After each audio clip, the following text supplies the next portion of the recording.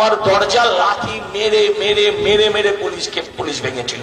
আপনারা দেখেছেন সেই পুলিশগুলো আমাকে, ওই থানার পুলিশগুলো আমাকে স্যার বলে। নির্বাচনে কিন্তু সবাইকে ভোট দিতে হবে, ভোট না দিলে হবে না।